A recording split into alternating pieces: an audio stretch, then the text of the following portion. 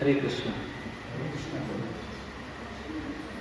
Om Ajnanaatimirandasya Gnananjana Shalakaya Chakshuram Militam Yena Tasmai Shri Gurave Namaha. Namo Om Vishnu Padaya Krishna Prestaya Bhutale Srimate Bhakti Vedanta Swaminiti Namine Namaste Saraswate Deve Gauravani Pracharine Nirvishesha Shunyavadi Pashatya Deshatarine Jai Shri Krishna Chaitanya Prabhu Nithyananda Shri Advaita Gadadhara Shrivasadi Gaura Bhakta Vrinda Hare Krishna Krishna Krishna Hare Hare Hare Rama Rama Rama Hare Hare. Hare Krishna. So today is the last week of our Bhagavadgita 18 days course. So this Bhagavadgita chapter 18, it is named as the perfection of renunciation. Renunciation means detachment, the perfection of renunciation. It is a long chapter, it totally has 78 shlokas. Now this chapter is very important because one reason is that it has the conclusion or the essence of Bhagavad Gita. Krishna explains the essence here, and not only that, whatever was discussed in the previous 17th chapter, so all those things has been summarized by the Lord here. So in fact we can see that right from beginning from chapter 1 till chapter 17, what all concepts were discussed, and this chapter those things are summarized, and Lord is finally giving the conclusion. Yeah, I'm getting some background noise. Maybe a little bit reduce.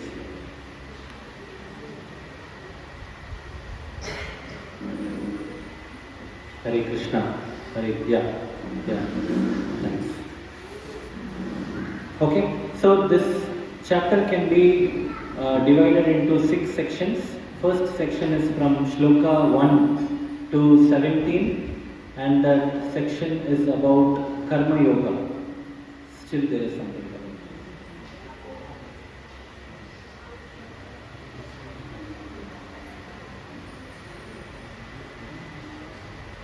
Hare Krishna. Hare Krishna. Hare Krishna. No.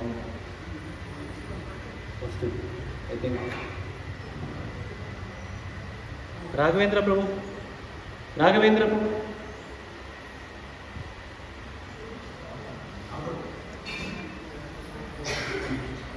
Hare Krishna. There was some background sound was coming. I think they tried to adjust and that original voice went away. Okay.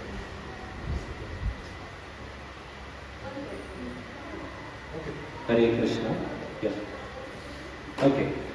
So first section from shloka 18.1 to 18.17, and the discussion is about karma yoga. Now, why is karma yoga given so much of difference? Right? Why is karma or karma yoga given so much of importance? What is karma? We already discussed. Karma means our activities. The action what we do is called karma. Now why karma or karma yoga is given so much of importance is that karma is the one, or karma is the very reason which is either binding us or liberating us. Karma is either able to bind a person or it is able to liberate a person. Karma is the one which gives us happiness, and karma is the reason which we become distressed. Right? Sometimes when we do good deeds, good activities, we undergo good karma, which is happiness. Sometimes when we do sinful activities, we undergo bad karma, which is suffering and distressing. So this karma is the very responsible for a fate of a person, whether he is suffering or whether he is happy or whether he is binded in the material world, or whether he is liberated from this material world. All these things, for all these things, karma is the responsible, right? Karma is responsible. And that is why karma yoga is given so much of an importance. So that is why it is very, very important for us to know how karma should be performed. In other words, it is very, very important for us to understand what kind of activities we should be involved in. Because ultimately this karma is the one which is binding us, and karma is also the one which is liberating us. So if karma is such an important factor, then is it not very important for us to know what kind of activity we should be involved in? Right? So that is the reason the Lord starts this chapter with a section of Karma Yoga. Initially he discusses about Karma Yoga. Now what is the main characteristics of Karma Yoga? The main aspect or characteristic of Karma Yoga is sacrifice. Right? If there is no sacrifice or tyaga, then it is just karma. Karma means just activity. When there is a sacrifice or tyaga in whatever activity you do, then this karma becomes karma yoga. This is the difference. Karma means just plain activity. You just do your activity, good or bad, whatever it is. When it becomes karma yoga, when this activity is done with a mood of sacrifice or tyaga, according to the scriptures, that is when it is called as karma yoga. Now what should one sacrifice, or what is this sacrifice is about? That is what the Lord is explaining in verse number 6. We will see verse number 6.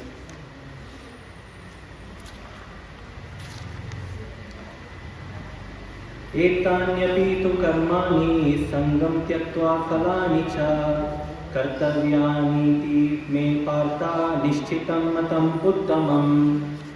Translation: all these activities should be performed without attachment or any expectation of result. They should be performed as a matter of duty, O son of Partha. That is my final opinion. So here we can clearly see that the Lord says that one should, whatever activities one performs, he should perform without any expectation. Expectation in the sense, without any expecting result out of it, or some credit out of it. Oh, only if I get some credit, let me do this activity. No, not like that. He has to do it without any expectation. Just like a mother's love to the child. No, a mother loves her child not out of any expectation. Oh, this child tomorrow he will grow and he will take care of me nicely. No, that love is very, very pure. Right? And that is what it means by without expectation. And also as a matter of duty. It is our duty to take care. For example, we are in a family, we have lot of family members. It is the duty of the head of the family to take care of the family. Right? We have a certain responsibilities towards family, towards society, towards nation, towards relatives.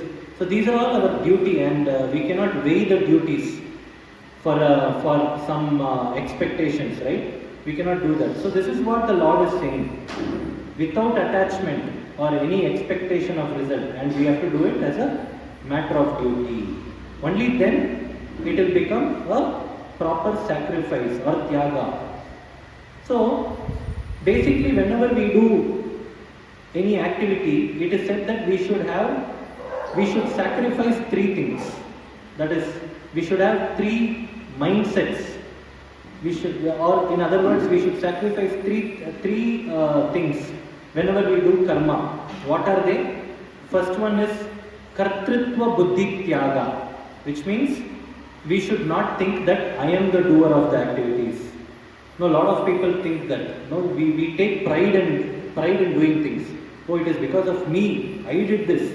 Sometimes when we do some small achievements, or it could be anything, when we achieve something in our life, right? We are always ready to come out and show to people that, hey, you know what, I did this. Because we are looking for some fame. I did this. Nanu, no, that bhava, that me, mine, that kind of a thing comes in. So it is said that if anyone, whenever we have to do karma yoga, we'll have to sacrifice three things, and the first thing that we have to sacrifice is not to think that I am the doer of the activities. right? So who is the actual doer of the activities, that we will discuss later in the chapter. But firstly we have to understand that I am not the doer of the activities. This is called as kartritva buddhi tyaga. Second one is mamata tyaga. Mamata tyaga means not to think, one should not think that that activity is done for me, for my sake. Sometimes we are always thinking that I need everything. No, it is not. We are not worried about whether others have got everything, whether everyone has got equal distribution. It is all about I need. No, it is. First one is I am the doer. He thinks I am the doer. Second one is I need everything. So this one also should not be there. This kind of mindset should go away. Not to think that the activity is done for me, right? And third one is phalatyaga or phalatyaga, which means not interested in the results of the activity. That is, we already discussed, right? Just to do it as a matter of duty, right? You do it as for example, a student should just study. It is his duty to study, prepare nicely for exam, do the exam well. Don't be too much bothered about the result, right? When we too much bother about the result, then in worst case scenario, if the result goes down, then the student becomes more and more depressed or goes into stressful situation. Like we see some students also especially during this exam result season, we see a lot of students, they commit suicide. And sometimes it is so pity to hear that the student would have got 80%. It seems that student was expecting 90-95 and he got 80%, he's committed suicide. Or sometimes children fail and out of fear from the family or parents, they commit suicide. Why? All these family, parents, everyone is having a lot of expectation on the child. And on that expectation they are putting inside that child, student also. So this kind of expectation is not very good. So Krishna says, you do your duty, work as a matter of duty, don't expect any result. When you are having that mindset, whether your result is positive or negative, you will be in a very good position to face that. No, you will face it very nicely, a very balanced way. You will not too much over enjoy your success, at the same time you will not be too much depressed in your failure also. So that is very important. So these are the three sacrifices which we have to take care while doing any kind of activity. First thing is we have to make sure, we have to have a proper understanding that I am not the doer. Second thing, this activity is not done for me. Third one is I am doing this activity just as a matter of duty without expecting any results. So only when we do our activity with these three mindsets, only then it will become karma yoga. Otherwise it is just normal karma. It is a plain activity. When it becomes karma yoga, only when you have this three correct mindset. Okay? Now let us see what will happen when one does not do his activity with these three mindsets. Or in other words, someone who performs the activity is doing karma but not with these mindsets. He is not doing karma yoga, he is just doing karma. What will happen to those kind of people? So it is said that when one does not perform karma yoga, that is with these three mindsets, it may result in three things. Three results are possible. What are they? First one is, whoever performs good karma, good deeds, punya karma we call it as, always good at heart, always wants to do good for the society, always does not have any bad habits, always has all these good habits. Now it is, Shastra says that these people are doing good things but still they are not carrying those three mindsets. So those kind of people will go to the heavenly planets. They will attain the heavenly planets or Swarga Loka after this life. Now second, whoever commits sinful activities, who are completely against the Shastra, scriptures, who commit all kind of bad activities, sinful activities, are always disturbing others, they will go to the hellish planet, to Naraka Lokas. And finally, whoever commits a mix of both good and bad activities, like they have a kind of a balance. They also do good activities, they also do bad activities, which means they also undergo happiness, they also undergo suffering. These people will take birth again in this earthly planet itself. So that is what the Shastra says. Now, one may get a doubt. Going to hell is suffering. Yes, that is understandable. Even this earthly planet is also somewhat suffering, because it is not that we undergo happiness all the time. Sometimes there is happiness, sometimes there is distress. We all have our own problems. So definitely this world is problematic. That is also fine. But going to heavenly planets is good, no? Why is that also considered a problem? Why is going to heavenly planets considered not that good? So the answer is, yes, heavenly planets are good. No, comparatively, the living nature is good there. But the problem is, we cannot live there permanently. Based on whatever good deeds we have committed, only according to that we can go there, stay there for some time, but ultimately everyone has to return back again to this earthly planet. Now it is similar to the currency what we have. Whoever has whatever number of money or whatever currency they have, whatever amount of money they possess, only accordingly they can enjoy. Say for example, we go on a foreign trip. We go there for a 10 days vacation. We take a package, right? There is a package available for 3 days, there is a package available for 5 days, there is a package available for 10 days, there is a package available for 1 month also. So, a person who chooses this package, he'll mainly choose based on how much money he has, right? What is the time I have, how much money I have. And once he goes there, then there is a nice food, nice stay, lot of sightseeing, all these things, wonderfully we can enjoy our vacation. But ultimately, after that vacation time is over, you have to come back. We have our family, we have our work. No, we will have to take care of our own business. So we cannot say, yes, this place is very nice, but does not mean that we can stay permanently there. People will throw you out because you are paid only for certain number of days.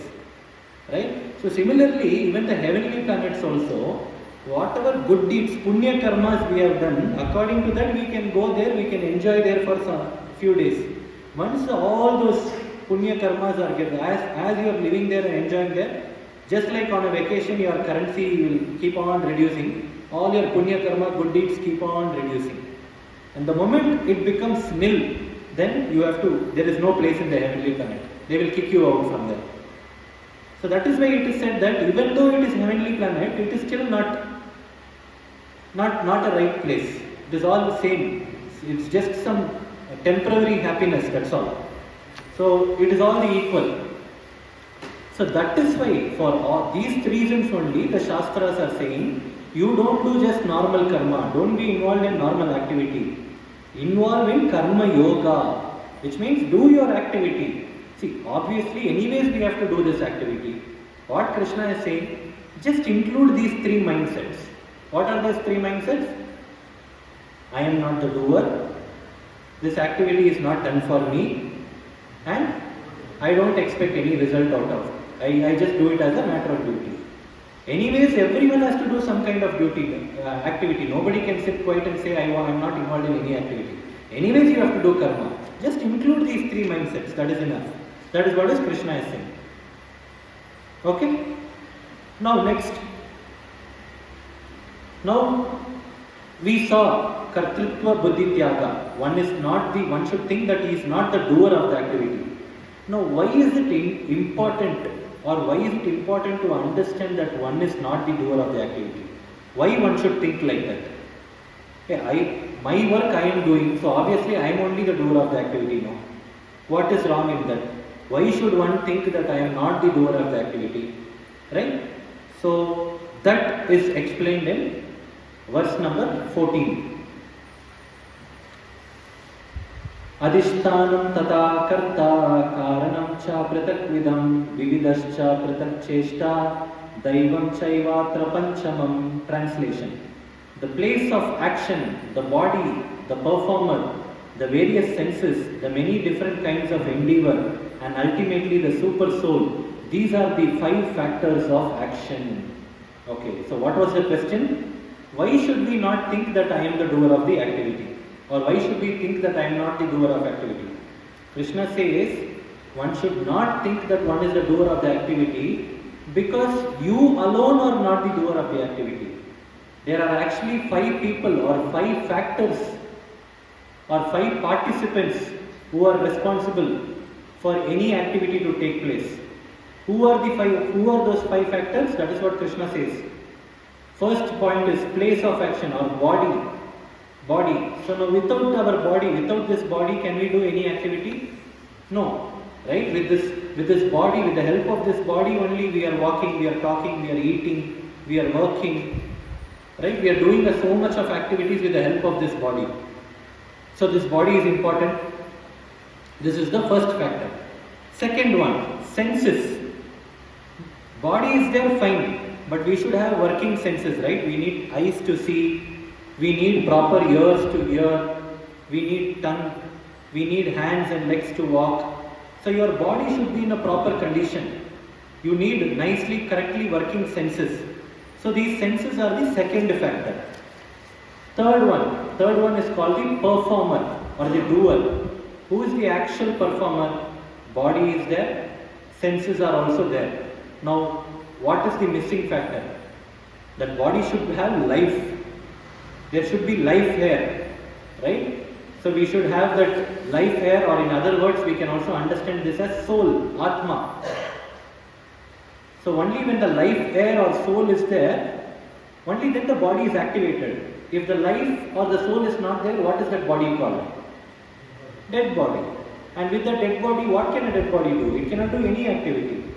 So not only the body, not only the senses, that body should have life or soul in it. So this is the third factor. Next one, endeavor. Now every activity requires some kind of an endeavor, right? We'll have to first plan about, if we want to do some activity, we have to first plan about that activity, and we have to actually endeavor to do it. We have to have a mind, we have to make decision, we have to be determined to do that activity. If we are simply thinking about the activity in the mind, and if we are simply sitting in one place, oh, let it happen, let's see what will happen, then there is no use, the activity will never happen. That effort has to come, you have to put your effort for any activity to be done. Now if I have to pick my phone from here, I'll have to think, I have to decide, my hands has to come and pick it. That's the effort which I am putting. So this effort is the fourth factor. And finally, the most ultimate and the important factor. If this factor, fifth factor is not there, then it is not at all possible. Fifth factor is super soul or Paramatma within our heart, the Supreme Lord.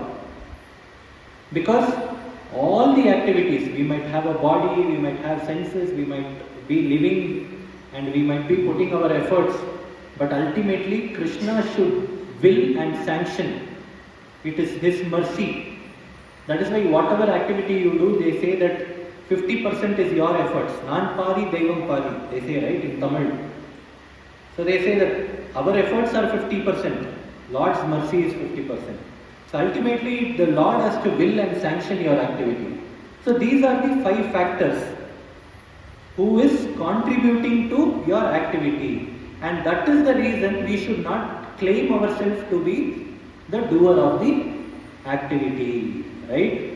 Now one may get a doubt, how is that possible? Even though there are these 5 factors, it is still me, or I am the one who decides and does this activity. Then how can I cannot claim?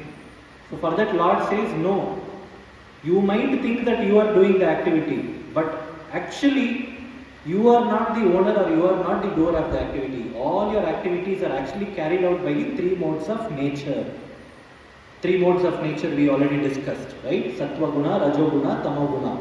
Mode of goodness, modes of passion, modes of ignorance. So Krishna says these 3 modes of material nature are the actual reasons for your activity to be taking place.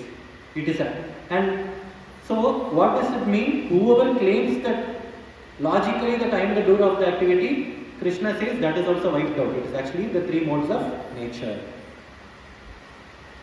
So it is actually the 3 modes of nature who is making us to do this activity. And even when we are doing the activity, it is not we alone. All these 5 factors has to come in place. Right?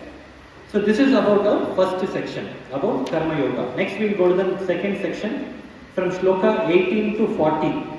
This discusses about the three modes of nature. Now Krishna has concluded the first section by saying three modes of nature is the one which is responsible for your activity. Now what are those three modes of nature? We will discuss in next section. We already discussed this in detail in chapter 14 and subsequent chapters. We saw it, but we will just like I said, this Bhagavadgita chapter 18 is a conclusion or a summary of all the previous chapter. So all whatever we discussed previously is just coming, Krishna is just rewinding it. So we will just see it. Okay? So from verse 23, 18.23 to 25, the Lord briefs the three modes of nature that are responsible for various kinds of activities that are performed by people. Okay? So it is said that people in Sattva Guna are people who are in the modes of goodness. They are generally very sattvic in nature, and they do all their activities as per their scriptures. Their activities are very selfless, and it is always beneficial to people. No, they are not envy about people. They do not have any cheating propensity. They do not engage in cheating others. And whatever activity they do, they do not desire for any results. Right? These are all the basic. Of course, there are so many other activities, so many other qualities. But Krishna, in just a summary, he says, this is the people in Sattva Guna. And people in Rajo Guna, they are very, very passionate. They are very, very passionate at work. For what? They have too much of desires for sense gratification. They want more and more. They are not satisfied with one. They want to achieve something, they achieve that, and immediately they want to achieve something else. They target something else. Okay, this is done. Next my goal is so and so. That goal is done. Then my goal is so and so. They are going on, having goals, and they are always busy in their life, and they are too much passionate. Right? So they are leading their life like that. And once they have all these things, achieve everything, their ego is driven. They have a lot of false ego, and they take a lot of pride, false pride. Oh, I have achieved all these things. Right? So these are people in Rajoguna or passion. Next, the people in Tamoguna or ignorance. These are people who are always in illusion. They don't even know what is good, what is bad. And because they don't know that, they are always involved in sinful activities. Right? They don't even agree that whatever they are doing is wrong. They say that it is all about me. As long as I am happy, I don't mind whoever is suffering. He will go to any extent of hurting people or doing anything. Right? So this is about Sattva Guna, Rajoguna and Tamoguna. Further in this section, these three modes of nature are explained by the Lord with respect to activities. What are the activities of the people in the three modes of nature, different activities? How do their intelligence work as per these three modes? And how does their determination work? What would be the determination of people according to these three different modes? And finally, what are their different happiness? People in mode of goodness, what kind of happiness will they undergo? People in mode of passion, what kind of happiness they will undergo? So these things, right? Activities, intelligence, determination and happiness of different people according to the different modes of material nature is further explained till shloka number 40. Now to summarize, every action, any kind of action, whether it is in the action of goodness, any kind of action is driven by these three modes of nature. That is what is said in shloka number 40. We will read out that. Natad asti prithivyan va divideveshu va punaha sattvam prakriti jayer muktam yad evihi syat trivir gunai. There is no being existing either here or among the demigods in the higher planetary systems which is freed from these three modes born of material nature. See, Lord is saying, there is no one who is free from this material modes of nature. Not only in this world, even the demigods in the heavenly planets, even they are binded by these three modes. Whatever activity they do, even their activity also is either falling in one of these three modes.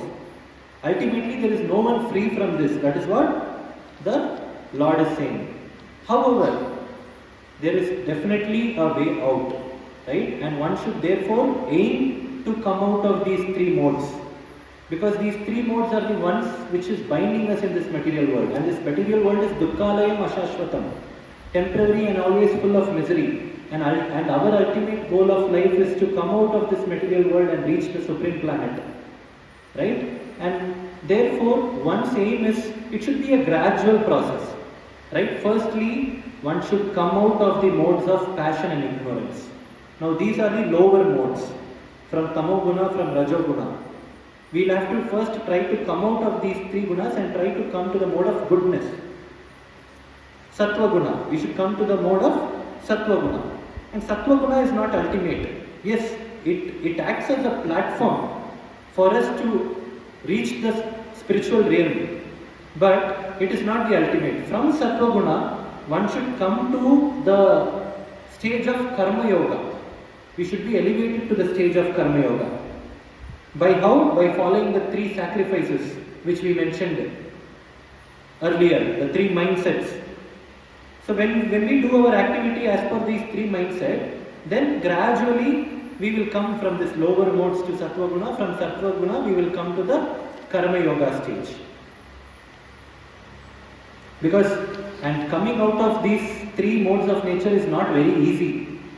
Because life after life, we have been trapped within these three modes.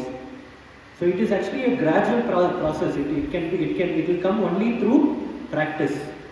So how one can come out of these three modes of nature is explained in our third section. Lord gives how we can come out of these three modes in our next section, from shloka 41 to 48. So here from 41 to 48, the Lord says one can come out of these three modes of nature by practicing the varnashrama process or varnashrama system, and that is what is our next section. 41 to 48 discusses about varnashrama process, or what is varnashrama system. So how one can purify one's work by following the varnashrama process is explained in this section. We all know there are 4 varnashramas, which means 4 varnas and 4 ashramas. What are the 4 varnas? All of us know. Brahmana, Kshatriya, Vaishya and Shudra. These are the 4 varnas. And what are the 4 ashramas? Brahmachari, Grahastha, Vanaprastha and Sannyasi. Now, whoever performs his duty or whoever leads his life as per this varna, as per his varna and ashrama, is said to be a perfect karma yogi. So this is what Lord is explaining. Whoever is doing his duty according to his own varna and own ashrama is said to be a perfect karma yogi. Now verse 42 to 44 explains what are those duties of the 4 varnas. Okay, so 18.42 translation. Peacefulness, self-control, austerity, purity, tolerance, honesty, knowledge, wisdom and religiousness. These are the natural qualities by which Brahmanas work. So Lord is here explaining what are the qualities and what are the activities of the Brahmana. Next, 18.43. Heroism, power, determination, resourcefulness, courage in battle, generosity and leadership are the natural qualities of work for the Kshatriyas. The Lord says what all the Kshatriyas should do. Next, 18.44. Farming, cow protection and business are the natural work for Vaishyas, and for the Shudras there are labor and service to others. So here, in these 3 shlokas, Krishna is explaining what are all the activities. First he says, when you follow the varnashrama process correctly, then you become a karma yogi. What are the 4 varnashrama process? He is explaining the 4 varnas, what are the activities of Brahmana, Kshatriya, Vaishya, Shudra. Now here one should not be misunderstood as Brahmana as higher caste and Shudra as lower caste. This is a common misunderstanding which all the people have. And these misunderstandings are man-made. Right? We think that so and so higher caste is there, they are meant for doing so and so activities, and then there is lower caste and they are not allowed to do some work, or we kind of distinguish between higher caste and lower caste. In fact, our education itself teaches Brahmana is a higher caste, Shudra is a lower caste. Right? Our Shastra says that is not true. That is just a misunderstanding. Right? It is said that a Brahmana or a Shudra is not decided by birth. It is decided by our activity. Janmana jayate Shudra. The Lord says by birth actually all of us are Shudras. It is only depending on our activity we will be aligned to certain sections. Now for example, a person who is very much interested in Vedic study, who is very much interested in scriptures, who wants to teach, right, who is interested in religious activities, this person automatically becomes spiritual in nature and he becomes a Brahmana. Now there will be some other people who are very physically strong and who is naturally interested in social service, and who is naturally interested in serving the nation, serving the society, who is naturally interested in politics.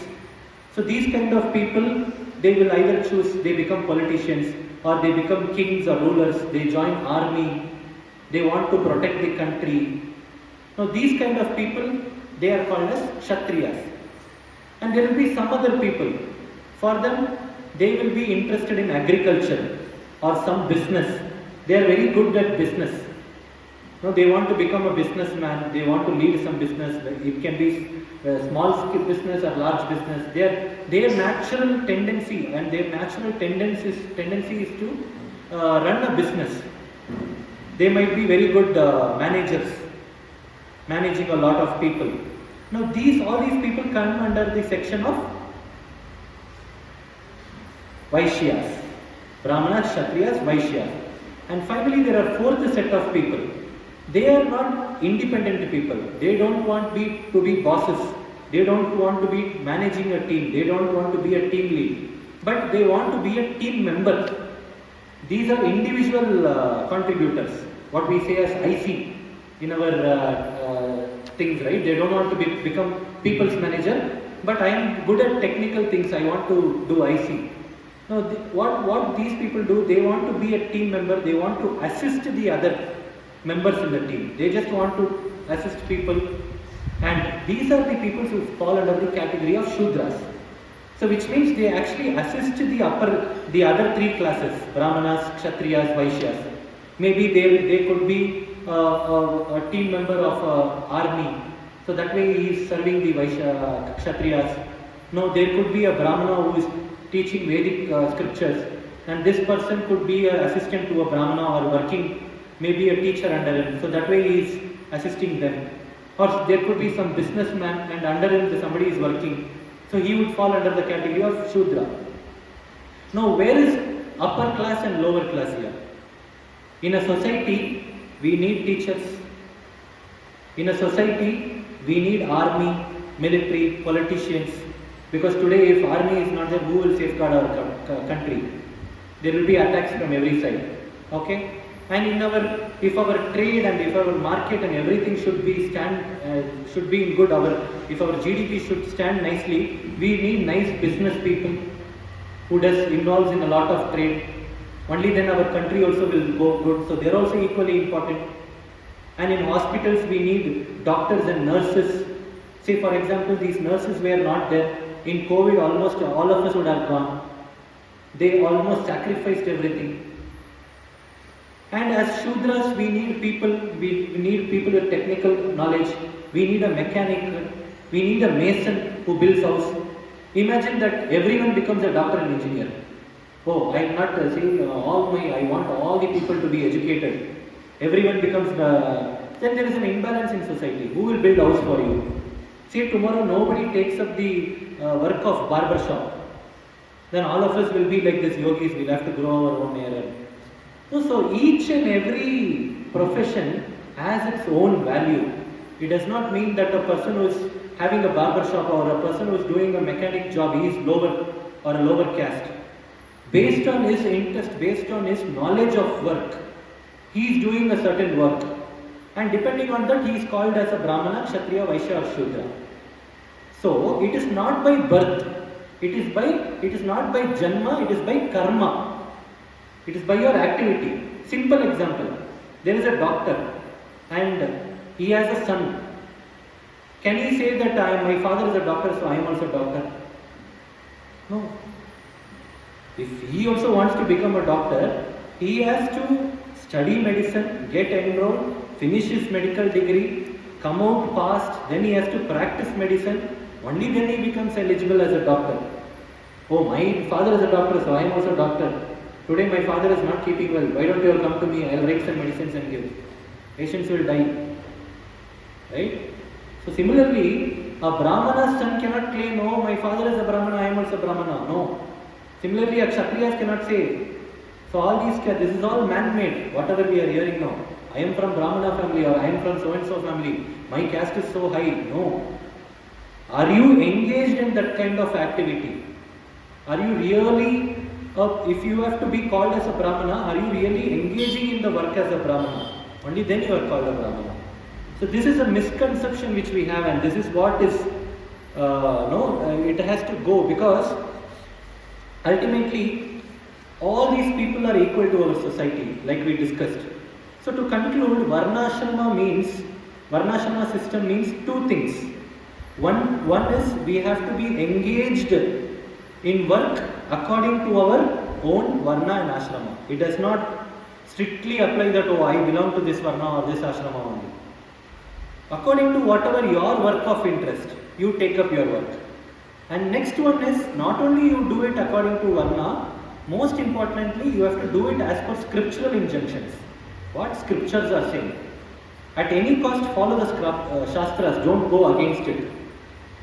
Only then we will be happy in our life. We will have to do whatever work we like. We see nowadays, the child likes medicine, but parents say you have to take engineering only. And that child ends up takes engineering. And that child will not at all, will that child feel any happy? Just for the sake of parents, he or she will study, pass the exam.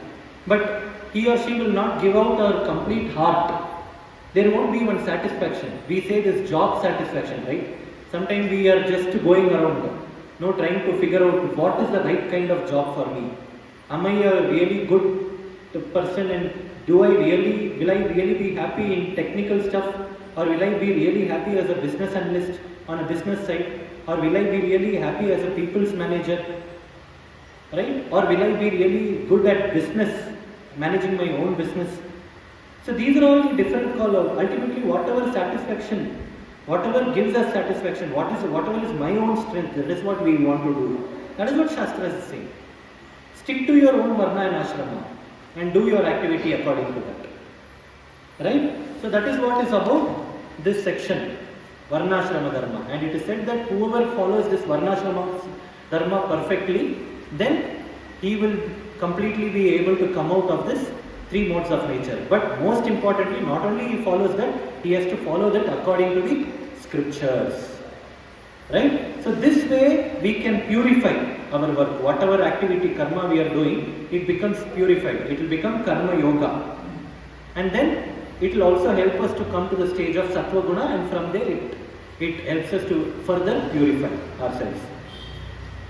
Okay, so next is from shloka 49 to shloka 55. This section is called as Brahma Bhuta stage. Okay, so now what is Brahma Bhuta stage? Now from the lower modes of nature, we saw that one has to come to the mode of goodness or sattva guna. And how to come to sattva guna, we saw that from sattva guna we have to come to the stage of karma yoga, and how do we do it? By following the Varnashrama system. Okay? Once we follow the Varnashrama system and come to the platform of karma yoga is not the final stage. It is not the ultimate stage. From the stage of karma yoga, we will have to come to the Brahma Bhuta stage. Brahma Bhuta stage means it's the stage of spiritual realization. And for one to come to that stage, we have to be renounced in life. We have to practice renunciation. That is very important. Now, what is that renunciation? What are the qualities of a person who is renounced? That is what is explained in this section in verse 49, 18.49.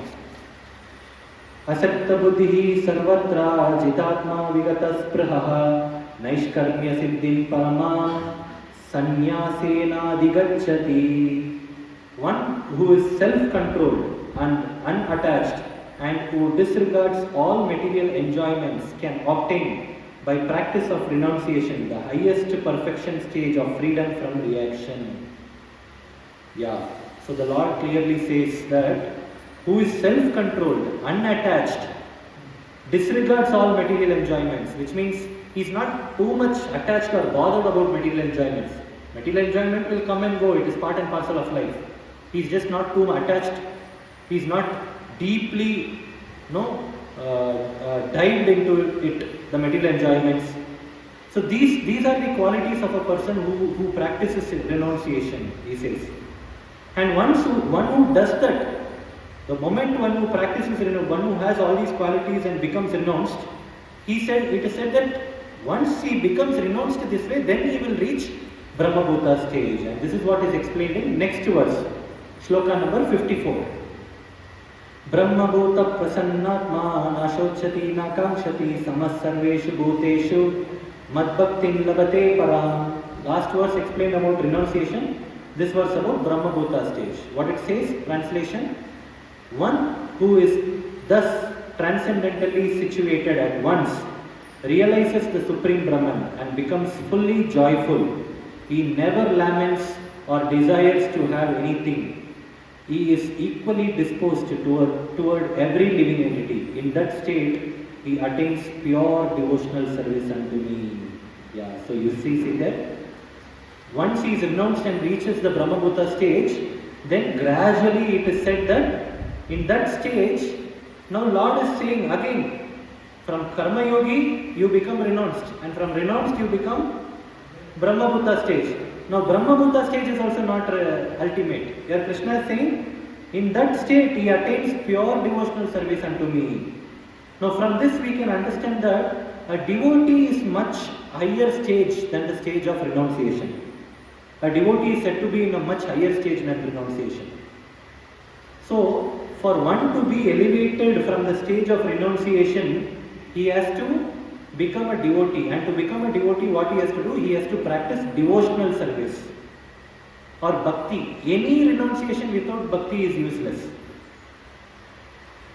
Ultimately, we might be doing lots of austerities, we might be doing fasting, we might be doing some tapasya, this seva, we might be doing a lot of renunciation, some vratas. But ultimately, if we are not devoted to the Lord, if we are not thinking about the Lord, then all these things are simply waste of time. Lord is saying. Somebody is following Ekadashi, Vrata, but he is not at all chanting.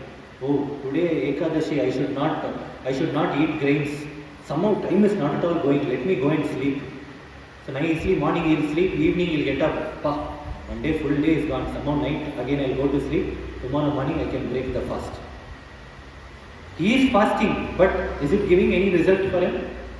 No. This is renunciation without bhakti. He is doing vrata without bhakti. So we have to be that is what Lord says.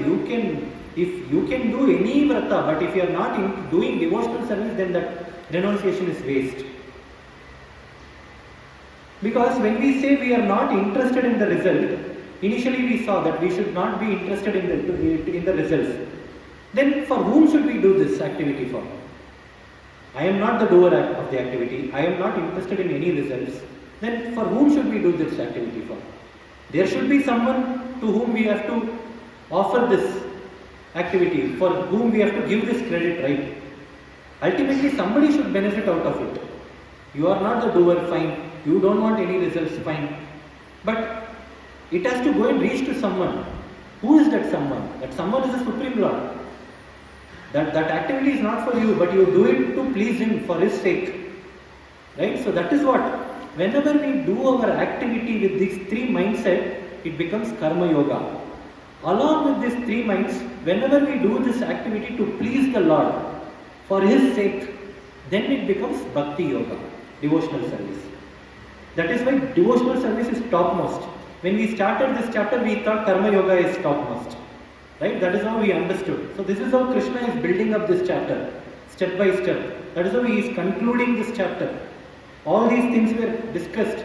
In chapter 3 and 4, we discussed Karma Yoga. In chapter 14, we discussed 3 modes of material nature.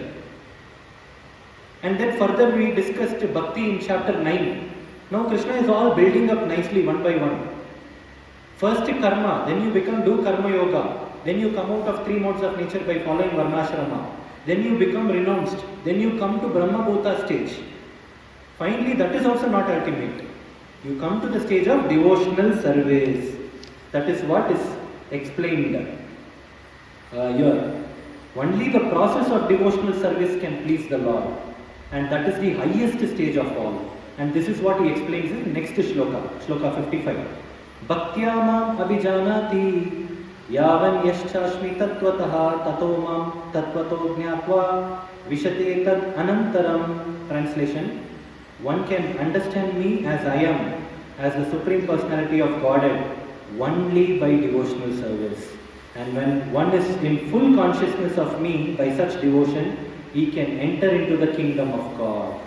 See, he explained a lot of things, and finally Krishna is very straightforward and he is saying that only by devotional service one can understand me. That is the only thing you have to do. You don't have to think about so many things. You don't have to separately think about renunciation, Brahma Bhuta stage, nothing. Don't get confused about a lot of things. Just devotional service. What is devotional service? Whatever activity you do it for me. Do it for the sake of me, so that it pleases me. That is devotional service. So when you do that, that is what is pleasing me. And what he says, and when one is in full consciousness of me by such devotion, he can enter into the kingdom of God. He can finally enter into the kingdom of God means what happens? Automatically he is coming out of these 3 modes of nature. And that is what is our next section from shloka 56 to 66. It explains pure bhakti or what is pure devotional service. This section, it discusses the practical aspects of devotional service. Now we are saying devotional service, bhakti. What is this devotional service? What are the practical aspects of devotional service? In other words, what is the activity of a devotee or a bhakta? A bhakta only does bhakti. A pure devotee only does pure devotional service. So what is the activity of the pure devotee is explained in this section. Verse number 65 and 66.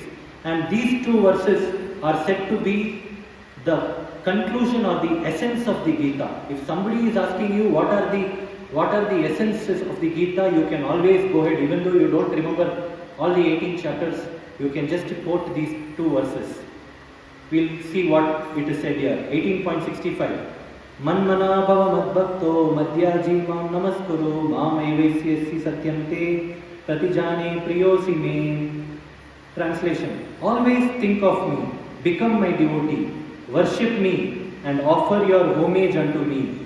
Thus you will come to me without fail. I promise you this because you are my very dear devotee. Does someone remember this shloka? While taking 9th chapter, I quoted this shloka and I said this is the only one shloka which repeats twice in Bhagavadgita. And 9th chapter speaks about devotional service, most important chapter. And here again Krishna is concluding with this shloka. If something is being repeatedly said, it means that it is very important. Sometimes parents when they want to tell something very important to their children, they repetitively say, "No, Baba, you take care that you do this, don't forget this." So here Krishna is saying this repeatedly, he is repeating this shloka twice, which means this is very, very important. What he is saying?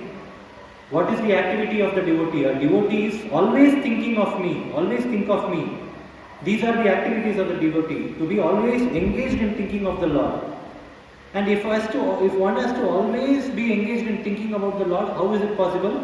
How can one always think about the Lord? By continuously chanting His name, Hare Krishna, Krishna Krishna, Hare Hare, Hare Rama, Rama Rama, Hare Hare. Because this Mahamantra is the connection between us and the Lord. Right? Whenever we are chanting this Mahamantra, it is said that we are in appointment to the Lord. Say for example, you get some appointment with some important person. It could be an office interview, or it could be some important VIP. What will you do? You will leave all other tasks aside. You will go to him, you will wear formals, you will be very, very conscious. No, you will keep your phone in silent mode, you will keep your phone switched off. No, will you just speak to your house or to your some friend or something, and will you tell your interviewer, hey, wait 1 minute, my friend is calling, and will you talk like that? No, you will be completely focused, because that appointment is only between you and your manager. Similarly, the appointment which is connecting us and Krishna is this Hare Krishna Mahamantra. And when we are chanting this Mahamantra, we will have to be completely focused like that. We should not be, our mind should not get distracted with other things. So that's the only way we can remember the Lord. By chanting this holy names, by attending satsang like this, by hearing about him. Whenever we hear about a person, only then we get to know that person. Only then we start liking about that person. Somebody might think, bhakti means what? Simply if I just go and pray to the Lord, that is enough. No, why one has to chant? Why one has to come to satsang and hear about him? Now, if I bring one person in front of you and tell you can you love this person, will you do? First thing you will do is, first I need to understand that person. I have to know who is that person. I have to know about him. What are his activities? How is his behavior? So, bhakti means what? It is love to God. So, if you want to get bhakti, you have to understand the Lord. You have to talk to the Lord. And that talking to the Lord, or conversation to the Lord, connecting to the Lord, is this chanting the Hare Krishna Mantra. You have to talk to the person, so you are chanting. Next, you have to know about that person. Know about that person is hearing. You have to hear about the Lord from Shastras like Bhagavadgita, Bhagavatam, Mahabharata, Ramayana. You have to hear about his pastimes. Then as you hear, what happens? You get to know the Lord. That is when your devotion becomes more and more strong. That is when you get actual bhakti. Right? So that is how we always engage in thinking of the Lord. Next, what Lord says? To become the Lord's devotee. How? I already told that. The moment you practice like this, by chanting, by hearing about the Lord, by engaging in His service, right? Whenever you engage, whenever a master and a servant is there, a servant, if he does service sincerely, then his master will like him. He will tell, oh, this person is so nice, I should give him promotion. But if master says, hey, today you have to do so and so shopping, go to grocery shop, do this, go to supermarket, bring all these things.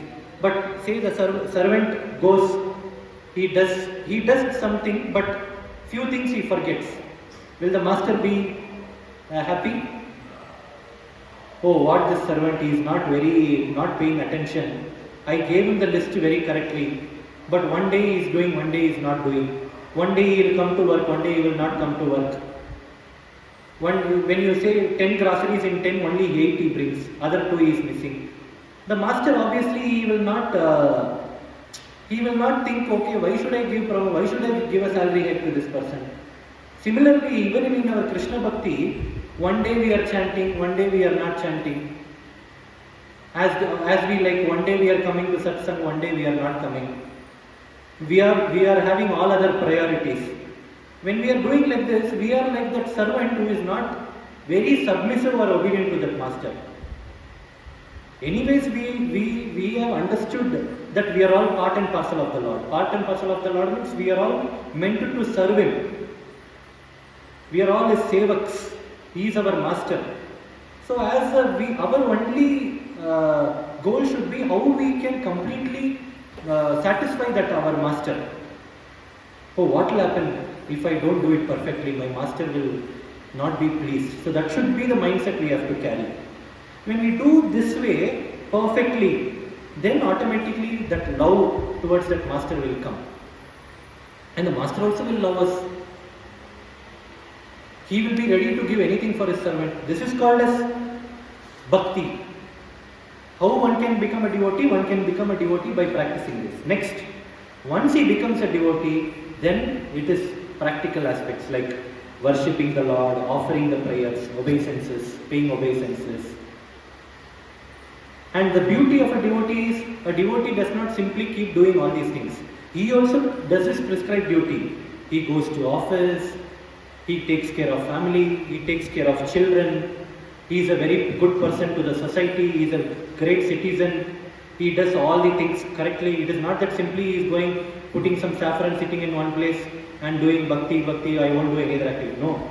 A devotee is perfect and an expert in managing his duties, own duties, and at the same time he is doing devotion as well. And once a devotee does all this, the Lord promises that he will reach him without fail. And that is what finally the Lord concludes in next shloka, 18.66. This is the essence of the Gita. Sarvadharman parityeja mamekam sharanam vraja aham tvam sarvapapebhyo mokshayishyami masajaha.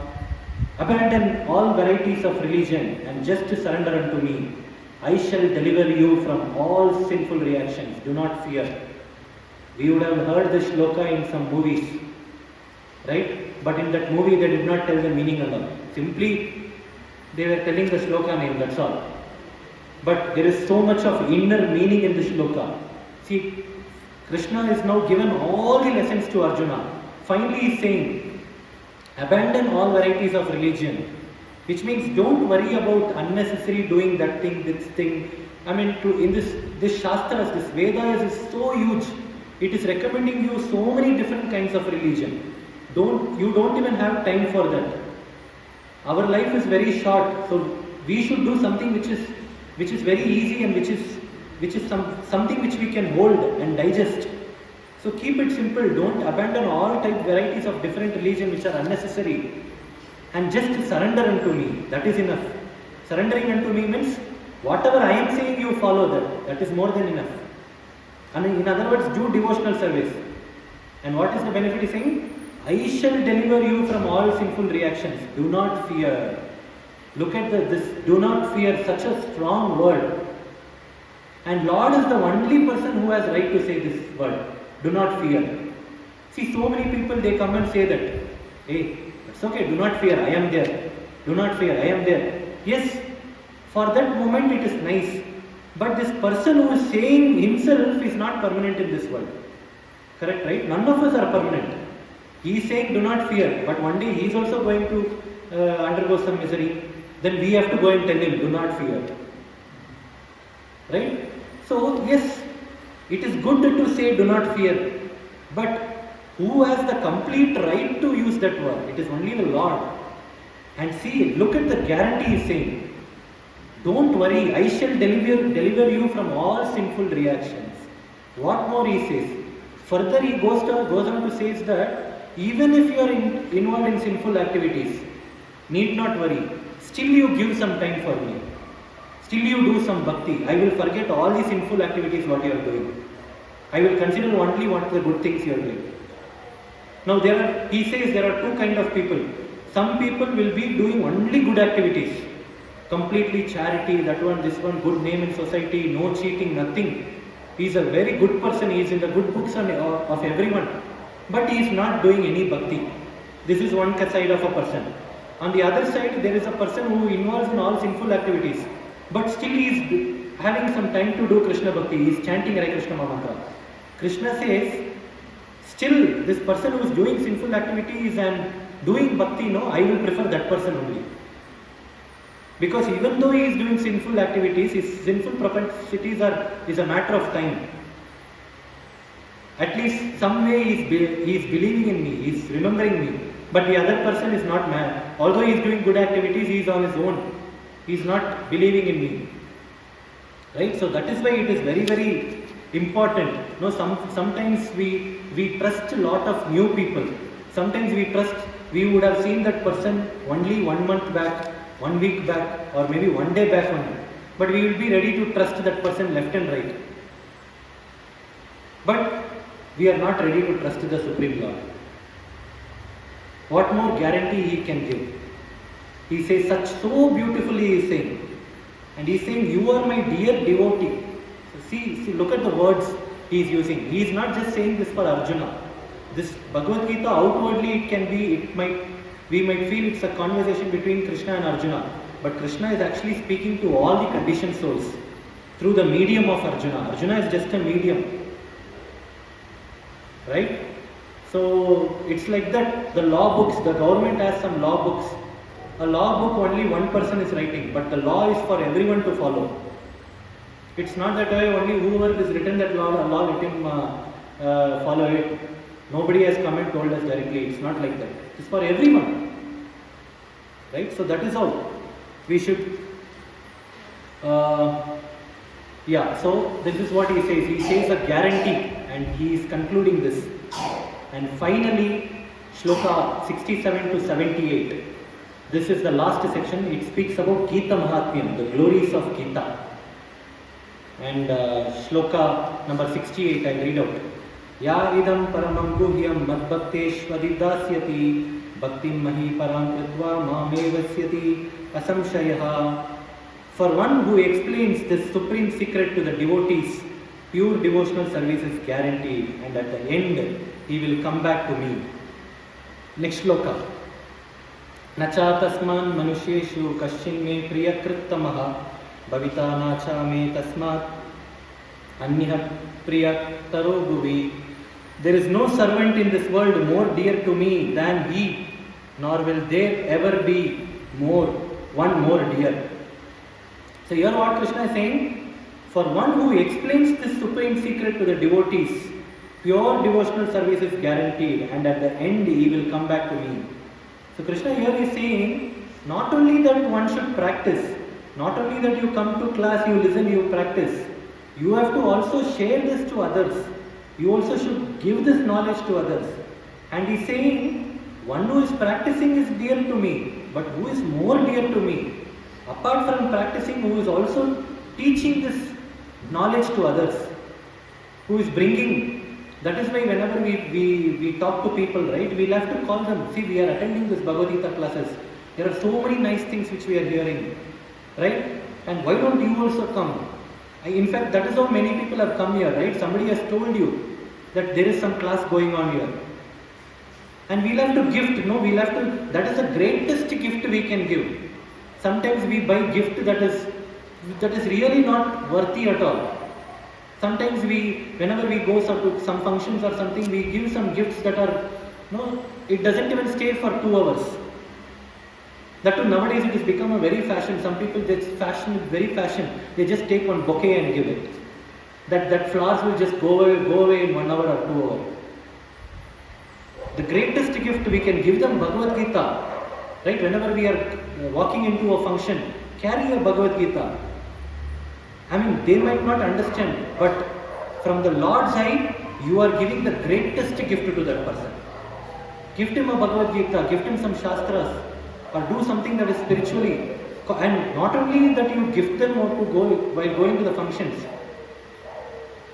Tell to people that there are these satsangs which are going on, and it is really nice to hear. Why don't you also come to hear? This is what Lord says. So not only you practice, you give it to others, you are more dear to me. And then finally what he says?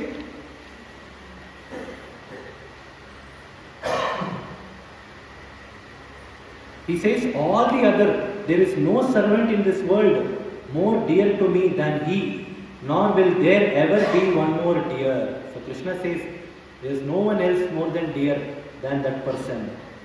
Right? Because this is nectar. We call it as Gita Amrita. Bhagavad-gita is called Gita Amrita. Means what? Nectar.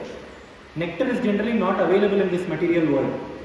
Right? It is all available in the spiritual world. The only nectar present here is in the form of Gita. And when you are giving that nectar to someone, the person who drinks that also is satisfied, and you can also take claim and be happy because you have given something good to others. And finally, there is a beautiful shloka, the last shloka of Bhagavad Gita. And this shloka is said by Sanjaya. Sanjaya, you know who is Sanjaya? The first chapter we discussed, secretary of Dhritarashtra, who is doing live telecasting. The first ever live telecast which happened. So apart from Arjuna, Sanjaya was the other person who could hear this conversation and see this battlefield. Right? So he says, and another reason why Sanjaya is speaking the shloka is that when a third person says this, right, it's kind of an authority, it's an evidence or proof. Anyways, Krishna has spoken so much, Arjuna has spoken so many questions. Again, they only do conclusion, it is not nice. Now someone third person has to come and conclude. So he says, Yatra Yogeshwara Krishna, Yatra Partho Dhanurdharaha, Tatra Shri Vijayo Bhutir Dhruva Nitir Matir Mama. Wherever there is Krishna, the master of all mystics, and wherever there is Arjuna, the supreme archer, there will also certainly be opulence, victory, extraordinary power and morality. That is my opinion. Wherever there is Krishna and wherever there is Arjuna, it is given here. But the actual meaning is, wherever there is Krishna and wherever there are his devotees, wherever his devotees are there is always victory. Yes, we might be going through our material struggles, all these things, it could be part and parcel of life. But ultimately Krishna says, don't worry, I will never give up. Victory is always yours. Pandavas went through a lot of struggle. Kauravas had such a strong men like Bhishma, Drona, Karna. All these people were very pious, very strong. Nobody could defeat them. But ultimately Pandavas won because Arjuna was a devotee and Krishna was there with them. So wherever Krishna and his devotees are there, their success is guaranteed, victory is guaranteed. So one should remember, when you talk about Bhagavadgita, somebody calls you and asks, 18 weeks course, what did you learn? Even if you are not able to remember all these things, these 3 shlokas, Manmana Bhavad Bhakto, always become my devotee, always think about me, always worship me. 18.66, Sarvadharman Pariteja, give up all other religion, just surrender unto me, I will take care of you, do not fear. Second one, and final shloka, wherever there is Krishna and wherever there is his devotees, there is always victory. These 3 things are the summary or essence of Bhagavad Gita. Okay? Hare Krishna. So we are finally successfully completed 18th chapter. So, in fact, it is, I'm actually feeling emotional because it was such a nice time having with you all, preparing myself and coming, and you can come.